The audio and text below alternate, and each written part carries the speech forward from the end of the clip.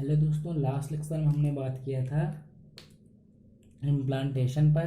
तो इस लेक्चर में हम बात करने चल रहे हैं इम्प्लांटेशन के बाद प्रेगनेंसी एंड एम्ब्रियोनिक डेवलपमेंट।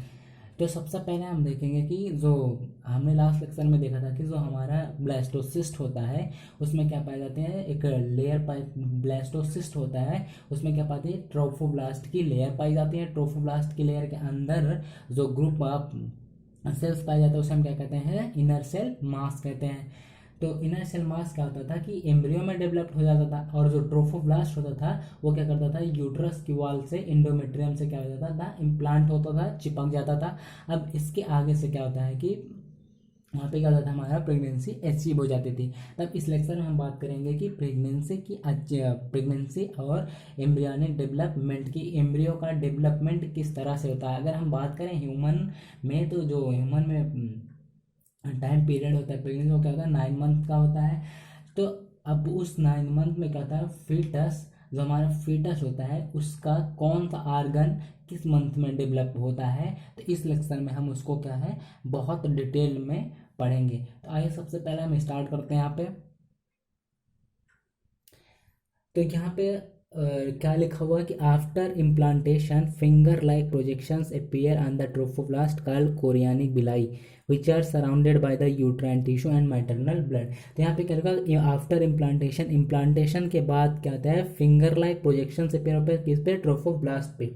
तो हमने बात किया था कि उसमें देखा था कि क्या होता था, ये हमारा इनर शेल मास होता था, ये हमारा ब्लास्टोसिस्ट हुआ करता था। ये अगर हमारा क्या होता था, ब्लास्टोसिस्ट हुआ करता था, जिसे हम क्या कहते थे, ट्रोफोब्लास्ट कहते थे। इसे हम क्या कहते थे, ट्रोफोब्लास्ट, इसे हम ट्रोफोब्लास्ट कहते थे। और जो इसके अंदर ग्रुप ऑफ सेल्स होता था इसे हम क्या कहते थे, इनर शेल मास। इसे हम क्या कहते थे, इनर शेल मास कहते थे, इनर सेल मास। तो ये जो हमारा ट्रोफोब्लास्ट होता था ये यूट्रस की वॉल से क्या होता था, इम्प्लांट हो जाता था। और जो हमारा इनर सेल मास होता था ये डिफ्रेंशिएट होकर किस में कन्वर्ट हो जाता था, एम्ब्रियो में। ये हमारा किस में कन्वर्ट हो जाता था, एम्ब्रियो में। तो ट्रोफोब्लास्ट क्या हुआ, ट्रोफोब्लास्ट इंडोमेट्रियम की वॉल से, यूट्रस की इंडोमेट्रियम वॉल से इम्प्लांट होता था, चिपकता था। इनर सेल मास क्या होता है, डिवाइड करके एम्ब्रियो बना लेता था। तो अब यही क्या कह रहा है यहाँ पे कि जो ट्रोफोब्लास्ट की लेयर होते हैं इनमें फिंगर लाइक प्रोजेक्शंस, क्या मतलब, फिंगर लाइक प्रोजेक्शंस निकले होते हैं, जिसे हम क्या कहते हैं, कोरियानिक बिलाई कहते हैं, कोरियानिक बिलाई कहते हैं। तो अभी जो हमने पढ़ा उसमें यही लिखा गया है कि जो हमारा ट्रोफोब्लास्ट होता था, ट्रोफोब्लास्ट पर फिंगर लाइक प्रोजेक्शंस पाए जाते हैं, जिसे हम क्या कहते हैं, कोरियानिक बिलाई कहते हैं।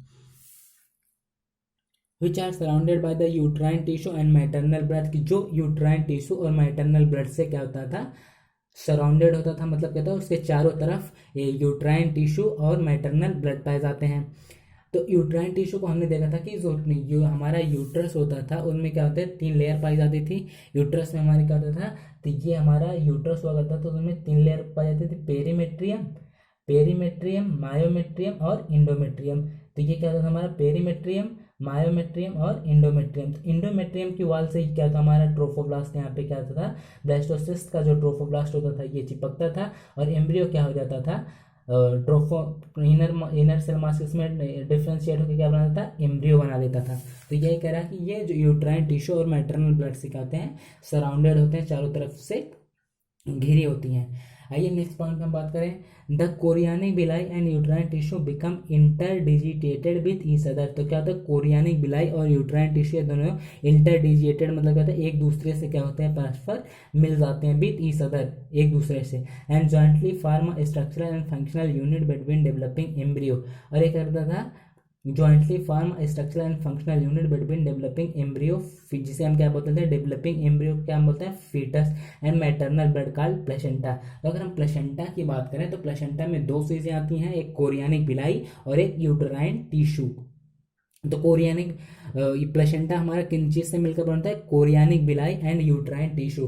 तभी हम यहाँ पे फिगर को देखते हैं, और हम क्या होता है यहाँ पे एक फिगर को देखते हैं हम, उसके बाद क्या होता है हमारा जो बहुत अच्छे से क्या होगा, क्लियरिटी आएगी। तो आइए हम फिगर को देखें, यहाँ पे क्या हुआ, ये हमारा फिगर बना हुआ है, अगर आप देख पा रहे हैं फिगर बना हुआ है, तो फिगर में देखो ये क्या हो गई हमारी, ये यूट्राइन टिश्यू हो गई, ये हमारा क्या हो गया, ये यूट्रस का फिगर बना हुआ, तो ये क्या हो गया हमारा यूट्राइन टिश्यू हो गई, जिसमें क्या होती है 3 लेयर पाई जाती है, क्या, पेरीमेट्रियम, मायोमेट्रियम और इंडोमेट्रियम। तो जो हमारा ट्रोफोब्लास्ट था वो क्या हुआ, इससे कनेक्टेड हो गया, इससे क्या होगा, इम्प्लांट हो गया, चिपका।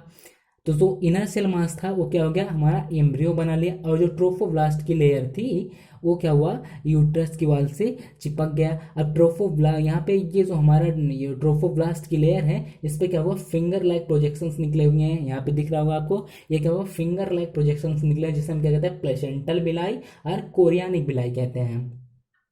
तो अगर हम बात करें तो जो हमारा फीटस डेवलप्ड होता है, इसको क्या होता है, ये अब यहाँ पे क्या हुआ, उसको क्या होता है कि ऑक्सीजन और न्यूट्रिएंट की नेसेसरी होगी, उसको उसके डेवलपमेंट में क्या होगा, उसको ऑक्सीजन भी चाहिए होगा, न्यूट्रिशन भी चाहिए होगा, न्यूट्रिएंट भी चाहिए होगा। और ये जब ये ऑक्सीजन लेगा, न्यूट्रिएंट लेगा, खाएगा पिएगा और खुद में क्या होगा, ग्रोथ करेगा, तब इसमें क्या होगा, बेस्ट प्रोडक्ट भी निकलेंगे। तो जो बेस्ट प्रोडक्ट होता है ये ऑक्सीजन का ट्रांसपोर्ट और और न्यूट्रिएंट का ट्रांसपोर्ट किसके थ्रू होता है, एम्ब्रियो में हमारे अम्लाइकल कार्ड जुड़े होते हैं, किससे, एम्ब्रियो से और प्लेसेंटा से। हमने देखा कि क्या होता है, प्लेसेंटा दो चीजों से मिलकर बनता है, कोरियानिक बिलाई और यूट्राइन टिश्यू से मिलकर क्या होता है, बना होता है हमारा प्लेसेंटा बना होता है। तो उसी प्लेसेंटा से और एम्ब्रियो से ये बेसल लाइक क्या होती है, बेसल लाइक एक स्ट्रक्चर जुड़ी होती है, जिसे हम क्या कहते हैं, अम्लाइकल कार्ड कहते हैं। ये क्या करता है, एम्ब्रियो में ऑक्सीजन और न्यूट्रिएंट की सप्लाई करता है, न्यूट्रिएंट का ट्रांसपोर्ट करता है, और जो एम्ब्रियो खा पीकर जो इसका बेस्ट प्रोडक्ट होता है, इसको जो है मैटरनल बॉडी से बाहर निकालता है, कौन, हमारा अम्लाइकल कार्ड। तो अम्लाइकल कार्ड को न्यूट्रिएंट और ऑक्सीजन कहाँ से मिलती है, सॉरी, एम्ब्रियो को ऑक्सीजन और न्यूट्रिएंट किसके थ्रू मिलते हैं, अम्लाइकल कार्ड के थ्रू। और जो एम्ब्रियो बेस्ट मटेरियल एक्सक्रीट करता है वो किसके थ्रू करता है, अम्लाइकल कार्ड के ही थ्रू करता है।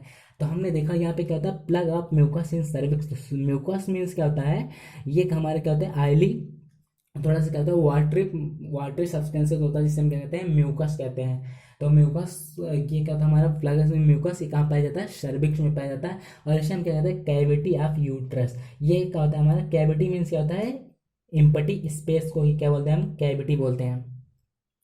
तो फिगर को हमने देखा, अब आपको शायद बहुत इजीली समझ में आ गया होगा कि क्या होता है हमारा, ये एम्ब्रियो होता है, और प्लेसेंटल किसे कहते हैं, प्लेसेंटा किसे हम कहते हैं, प्लेसेंटा दो चीज़ों से मिलकर बनता है, कोरियानिक बिलाई और एक यूट्राइन टिश्यू से। तो यूट्राइन टिश्यू क्या होता है, हमारे चारों तरफ पाए जाते हैं, कोरियानिक बिलाई भी क्या होता है, चारों तरफ से सराउंडेड होता है, उसे हम क्या कहते हैं, प्लेसेंटा कहते हैं। प्लेसेंटा और एम्ब्रियो के बीच जो भी कोई वो सब्सटेंस होता है, या फिर कोई बेस्ड प्रोडक्ट होता है, वो किसके थ्रू ट्रांसपोर्ट होता है, वो अम्लाइकल कार्ड के थ्रू। इतनी सी बात समझ में आ गई। अब आगे हम क्या करते हैं, आगे देखते हैं, फिर से पढ़ते हैं। तो प्लेसेंटा में हमने देखा कि प्लेसेंटा क्या होता है, हमारा दो चीजों से मिलकर बनता है, कोरियानिक बिलाई और यूट्राइन टिश्यू। अब ये क्या होते हैं कि जो हमारा कोरियानिक बिलाई यूट्राइन टिश्यू होते हैं, इनमें क्या होता है, स्ट्रक्चरल और फंक्शनल चेंजेस होता है, जिसे हम क्या कहते हैं, डेवलपिंग एम्ब्रियो, जिसे हम क्या बोलते हैं, फीटस प्लस मैटरनल बॉडी। तो जो हमारा प्लेसेंटा हुआ वो क्या गया, फीटस और मैटरनल ब्लड को भी हम क्या बोलते हैं, प्लेसेंटा बोलते हैं। आइए हम देखते हैं कि प्लेसेंटा का फंक्शन क्या होता है। तो प्लेसेंटा किस तरह से वर्क करता है, ये तो हमने अभी यहाँ पे देखा ही। तो आइए आगे पढ़ते हैं, next point, the placenta facilitate the supply of oxygen and nutrients to the embryo and also removal of carbon dioxide and excretory based materials produced by the embryo. तो हमने देखा कि क्या होता है, जो प्लेसेंटा होता है वो फैसिलिटी प्रोवाइड करता है ऑक्सीजन की सप्लाई के लिए, न्यूट्रिएंट की सप्लाई के लिए, और जो एम्ब्रियो होता है, जो एम्ब्रियो के द्वारा कार्बन डाइऑक्साइड और एक्सक्रीटरी बेस्ड प्रोडक्ट होता है, उसको भी क्या होता है, मैटरनल बॉडी के थ्रू क्या होता है, बॉडी से बाहर क्या होता है, इजेक्ट कर दिया जाता है, प्रोड्यूस्ड बाय द एम्ब्रियो। तो जो एम्ब्रियो बेस्ड मटेरियल प्रोड्यूस करता है वो किसके थ्रू होता है, अम्लाइकल कार्ड के थ्रू कहता है, मैटरनल बॉडी के थ्रू बॉडी से बाहर कर दिया जाता है। The placenta is connected to the embryo through an umbilical cord. हमने बताया कि प्लेसेंटा जो होता है वो क्या होता है, प्लेसेंटा और एम्ब्रियो के बीच जो भी ट्रांसपोर्ट होता है किसके थ्रू होता है, अम्बिलिकल कार्ड के थ्रू होता है, which helps in the transport of substances to and from the embryo. तो एम्ब्रियो से प्लेसेंटा की तरफ या प्लेसेंटा से एम्ब्रियो के भी अगर कुछ भी ट्रांसपोर्ट करना होता है तो किसके थ्रू होता है, अम्बिलिकल कार्ड के थ्रू होता है। अब आगे देखें next point, placenta also acts as endocrine tissue and produce several hormones. तो प्लेसेंटा क्या होता है कि एक्ट्स एज एंडोक्राइन टिश्यू, ये किसकी तरफ बिहेवियर करता है, एंडोक्राइन टिश्यू की तरफ, एंड प्रोड्यूस सेवरल हार्मोन्स, और कहता है डिफरेंट डिफरेंट टाइप के कहता है हार्मोन्स प्रोड्यूस करता है, like as human chorionic gonadotropin HCG, human placenta lactogen HPL, oestrogen, progestogen etcetera. तो क्या होता है कि जो हमारा प्लेसेंटा होता है वो प्रेगनेंसी के टाइम पे क्या होता है, ढेर सारे हार्मोन्स का क्या होता है, सिक्रीशन करता है। वो कुछ हार्मोन्स हैं जैसे कि HCG हो गया हमारा endocrine gonadotropin, human chorionic gonadotropin, human placental lactogen HPL, oestrogen और progesterone.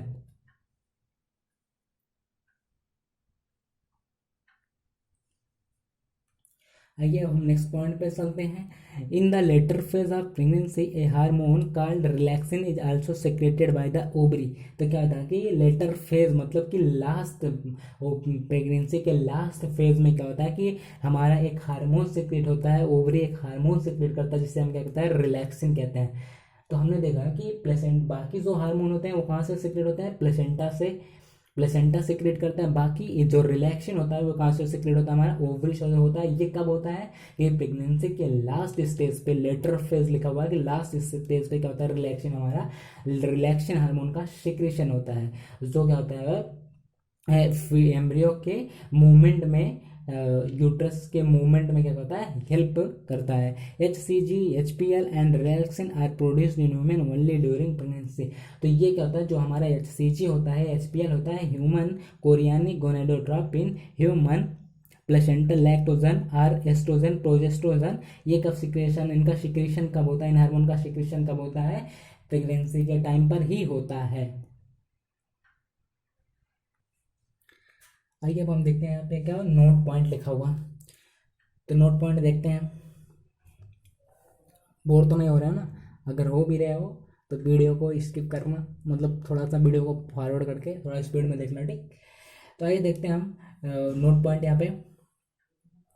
During pregnancy, the level of other hormones like estrogen, progesterone, cortisol, prolactin, thyroxine, etc. are increased several folds in the maternal blood.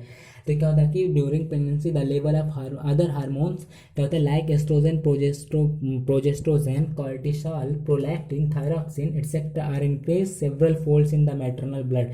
तो क्या होता है कि जब हम अगर देखें कि क्या होता है कि प्रेगनेंसी के टाइम के क्या होता है, जो ह्यूमन फीमेल में क्या होता है, बॉडी में क्या होता है, ढेर सारे चेंजेज आते हैं, तो उनमें ढेर सारे हार्मोनल का सिक्रेशन क्या होता है, इंक्रीज कर जाता है कि जैसे कि कौन कौन से हार्मोन हमारे इंक्रीज कर जाते हैं, oestrogen, progesterone, cortisol, prolactin, thyroxine, इन सब का सिक्रेशन क्या होता है, जो इन ये सारे हार्मोन्स होते हैं इन सब का सिक्रेशन में क्या होता है, इंक्रीज हो जाता है नॉर्मल की कंपेरिजन में। तो क्या होता है, increase several folds in the maternal blood. तो ये कहता है मैटरनल ब्लड में क्या होता है, इनका सिक्रेशन क्या होता है, बहुत ज़्यादा हाई क्वांटिटी में होने लगता है। Increase production of these hormones is essential for supporting the foetal growth. तो जो इन हार्मोन का सिक्रीशन जो होता है, जो प्रोडक्शन होता है इन हार्मोन का, ये ज़्यादा हो जाता है। ये किसके लिए इसेंशियल होता है, किसके लिए नेसेसरी होता है, किसके लिए लाभ होता है, लाभदायक होता है कि फीटस के जो फीटल ग्रोथ होता है, जो फीटस के ग्रोथ होता है उनमें क्या करता है, सपोर्ट करता है। जो मेटाबॉलिक चेंजेस आते हैं उस टाइम कहता है ढेर सारे मेटाबॉलिक चेंजेस आते हैं ह्यूमंस में। तो क्या होता है, ह्यूमंस में क्या होता है, ढेर सारे मेटाबॉलिक चेंजेस आते हैं। ये सारे हार्मोन्स जो हैं उनमें क्या करते हैं, तो उनको सपोर्ट क्या करते हैं, सपोर्ट देते हैं, उनमें क्या होता है, हेल्प करते हैं in the mother and maintenance of pregnancy. और वो क्या होता है, प्रेगनेंसी को मेंटेन करता है और मदर को मेटाबॉलिक चेंजेस और फीटस में क्या होता है, जो फीटस का ग्रोथ होता है उनमें क्या होता है, हेल्प करते हैं।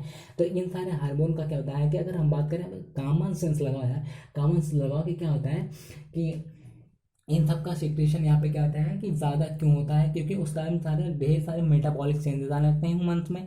जैसे कि ये ब्रीदिंग रेट भी क्या हो जाता है हमारा, हाई हो जाता है। अब मेटाबॉलिक चेंजेस की बात करें क्या होता है कि ब्रीदिंग रेट जो होता है वो हाई हो जाता है प्रेगनेंसी के टाइम पे। और क्या होता है कि ढेर सारे और सारे हार्मोनल चेंजेस आते हैं। तो इन सारे हार्मोन का सिक्रेशन क्या होता है काफ़ी हाई क्वांटिटी में होने लगता है।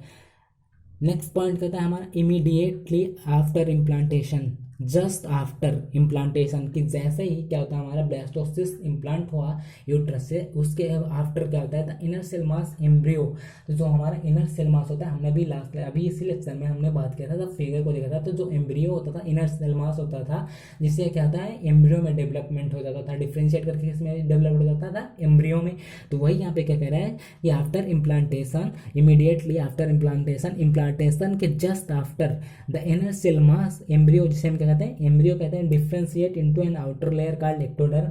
तो ये जो हमारा इनर सेल मास होता है वो क्या करता है हमारे 3 लेयर में क्या होता है डिफ्रेंशिएट हो जाता है। जो आउटर लेयर होती है उसे हम कहते हैं एक्टोडर्म कहते हैं, और जो इनर लेयर होती है उसे हम क्या कहते हैं इंडोडर्म कहते हैं।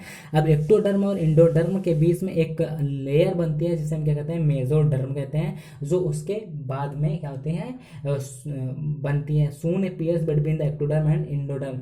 तो जो मेसोडर्म होती है वो क्या होता है कब अपीयर होती है कि जल्दी ही जब एक्टोडर्म और मेसोडर्म बन जाता है तो उसके जस्ट आफ्टर क्या होता है इन दोनों के बीच में एक लेयर बनती है जिसे हम कहते हैं मेसोडर्म कहते हैं। तो जो हमारा इनर सेल मास होता है जिसे हम क्या कहते हैं एम्ब्रियो कहते हैं, वो हम क्या हुआ 3 लेयर में डिवाइड हो जाता है। 3 लेयर कौन कौन से होते हैं कि एक आउटर लेयर क्या हो गया एक्टोडर्म, इनर लेयर क्या हो गया इंडोडर्म, और जो बीच में लेयर बने उसे क्या कहते हैं हम मेसोडर्म कहते हैं।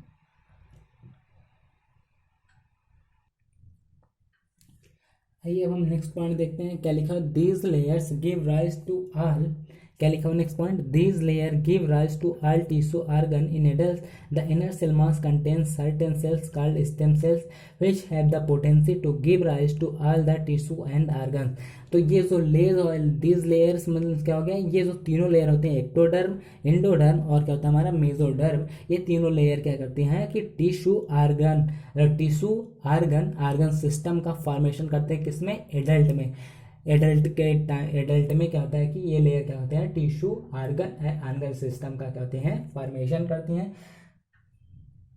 The inner cell mass contains certain cells called stem cells. तो स्टेम सेल्स यहाँ से क्या होता है, अगर हम बॉटनी में बात करें कि स्टेम किसको कहते हैं, तो स्टेम वो होता है हमारा जहाँ से क्या होता है लीफ, उसके ब्रांचेस, ढेर सारी चीज़ें क्या होते हैं डेवलप्ड होती हैं, ढेर सारी चीज़ें ओरिजिनेट होती हैं।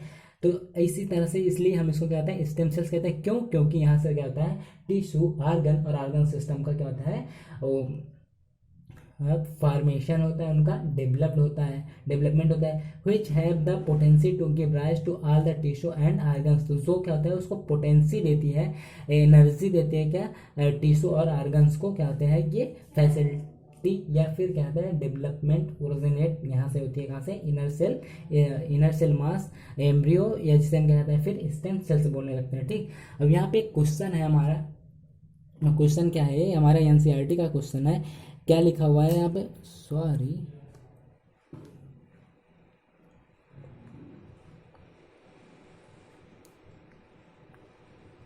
हाँ यहाँ पे एक एनसीईआरटी का क्वेश्चन दिया हुआ हमारा, क्या दिया हुआ, what are the major feature of embryonic development at various month of pregnancy. तो क्या होता है what are the major features of embryonic development of various month of pregnancy. तो क्या होता है कि जो हमारे कुछ फीचर्स होते हैं जब एम्ब्रियोनिक डेवलपमेंट होता है, हमने देखा कि ह्यूमन क्या होता है, ह्यूमन में क्या होता है जो टाइम पीरियड होता है गैस्टेशन का टाइम पीरियड होता है वो क्या होता है 9 मंथ का होता है। तो उनमें कुछ फीचर्स होते हैं,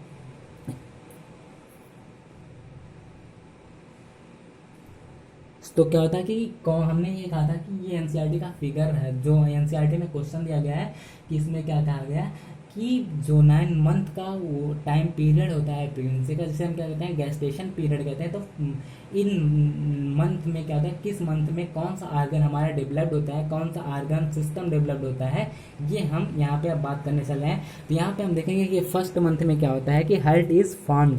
यहाँ पे अगर आप देख रहे हैं कि क्या होता है फर्स्ट मंथ में क्या होता है तो यहाँ पे क्या होता है कि फर्स्ट मंथ में क्या होता है, हर्ट इज फॉर्म्ड। तो फर्स्ट मंथ में क्या होता है, हर्ट का फॉर्मेशन होता है। The first sign of growing foetus may be noticed by listening of the heart sound carefully by the stethoscope.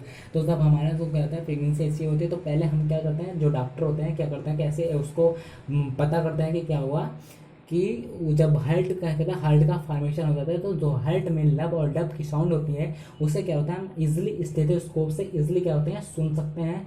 तो ये सुन के हम पता कर लेते हैं कि क्या होता है, फीटस का डेवलपमेंट क्या हो गया है, स्टार्ट हो गया है। तो फर्स्ट मंथ में क्या होता है, सबसे पहले फीटस में क्या होता है, हार्ट का फॉर्मेशन होता है। एंड ऑफ सेकेंड मंथ क्या होता है, development of limbs and digits. तो जो सेकेंड मंथ के एंड में क्या होता है, लिम्स क्या होता है, मतलब कि हाथ और पैर की उंगलियां क्या होते हैं का डेवलपमेंट स्टार्ट हो जाता है।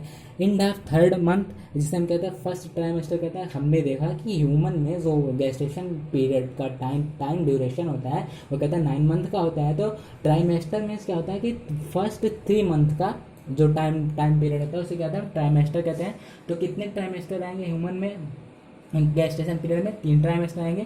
द फर्स्ट थर्ड मंथ का क्या होता है, एंडिंग होता है, उसे हम कहते हैं फर्स्ट ट्राइमेस्टर कहते हैं। जिनमें क्या होता है, most of the major organ systems are developed. जिनमें क्या होता है, मोस्ट मतलब कहता है मैक्सिमम ऑर्गन सिस्टम का डेवलपमेंट हो जाता है। जैसे कि क्या होता है, यहाँ पे lymph and external genitalia organs are well developed. तो यहाँ पे कहता है कि लिम्स और एक्सटर्नल जेनाइटेलिया मीन्स क्या होता है, जो पेल्विक रीजन होता है हमारा, उनमें क्या इन सब का क्या होता है, डेवलपमेंट क्या होता है, स्टार्ट हो जाता है।